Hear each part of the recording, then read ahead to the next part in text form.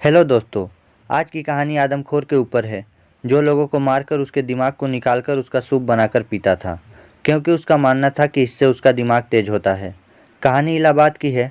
इलाहाबाद में 2001 में एक न्यूज़ रिपोर्टर जिनका नाम धीरेन्द्र सिंह था, वो लापता हो जाते हैं। घर वाले काफ़ी पता लगाते हैं, पर कुछ पता नहीं चलता। 48 घंटे बीत जाने के बाद घर वाले पुलिस स्टेशन जाते हैं और धीरेन्द्र सिंह की गुमशुदगी की रिपोर्ट लिखवाते हैं। अब गुम होने वाला जर्नलिस्ट था, तो पुलिस पर प्रेशर भी आया। तो पुलिस तेजी से छानबीन करती है, तो पता चलता है कि इलाहाबाद के आसपास से ही पिछले कुछ सालों में 15 से 20 लोग गायब हुए हैं और कुछ महीनों में 3 से 4 लोग गायब हुए हैं। पर वो सारे आम लोग थे, इसलिए पुलिस ने कुछ खास मेहनत नहीं की। लेकिन जब धीरेन्द्र सिंह जो जर्नलिस्ट थे उनकी तलाश शुरू हुई, तो ये सारे केस भी सामने आए। तब पुलिस ने सोचना शुरू किया कि धीरेन्द्र सिंह और इन सारे केस में कोई संबंध तो नहीं है। इस तरीके से जांच 2-3 दिन तक चला, पर कोई फायदा नहीं हुआ। फिर जब धीरेन्द्र सिंह के कॉल डिटेल को खंगाला गया, तो एक नंबर पर पुलिस को शक हुआ, और शक करने की वजह यह थी कि धीरेन्द्र सिंह ने अपने मोबाइल से लैंडलाइन पर कॉल किया और उस लैंडलाइन से कॉल वापस आया भी था, और उसके बाद मोबाइल हमेशा के लिए स्विच ऑफ हो गया। जब पुलिस ने लास्ट नंबर देखा, तो पुलिस उस नंबर का पता लगाती है,